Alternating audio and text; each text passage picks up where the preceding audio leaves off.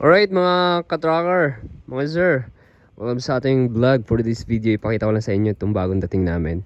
Ito po ay Isuzu Elf NPR, malapad po siya, 6-wheeler 4x2. May plaka na nakarehistro and as is condition na convert lang yung kanyang manabela. Pero ayan, pintura pang ilalim, ano pa siya, as is. Pero maganda pa oh, kahit ipa-retouch paint lang natin. Semi-recon ba? Poreche po ng makina, mechanical engine. Ayan. Naka disc brake yung harap, molye na lahat. Tapos 14 feet wing ban.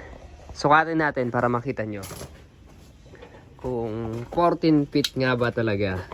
Pasuyo tayo. Ayan, sa labas 14 feet.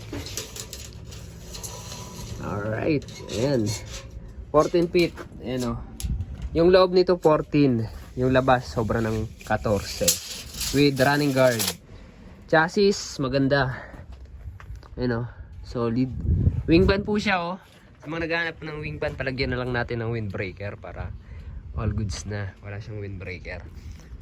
Ayan, maganda yung loob, nakalak nga lang. So ayan, ito yung loob oh, naka bubble top, brand new dashboard na rin. Yung gulong niya 195 by 85 R16. Poreche po na ano to.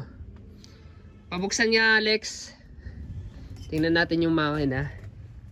Ayan yung chassis. Maganda. Ayan. Yung suspension sa likod naka auxiliary. May isang ano, auxiliary lip spring. Makakapal yung gulong. And then yung likod, ayan po yung itsura nyo. Original na ano, wing ban.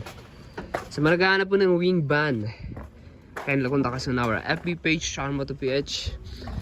Ito pala yung 4HF1 na semi-electronic. Ayan, naka-direct injection. Pero all goods pa rin to. Ayan, pwede nyo nang ibaba. Baba mo na Alex. Ayan, sa mga po ng surplus Japan, kayo nakontak sa our FB page, Sean Moto PH. Ayan, sa mga gusto mag-inquire, punta lamang po kayo doon. Don't forget to follow our FB page and subscribe our YouTube channel. Maraming salamat. God bless. Bye-bye.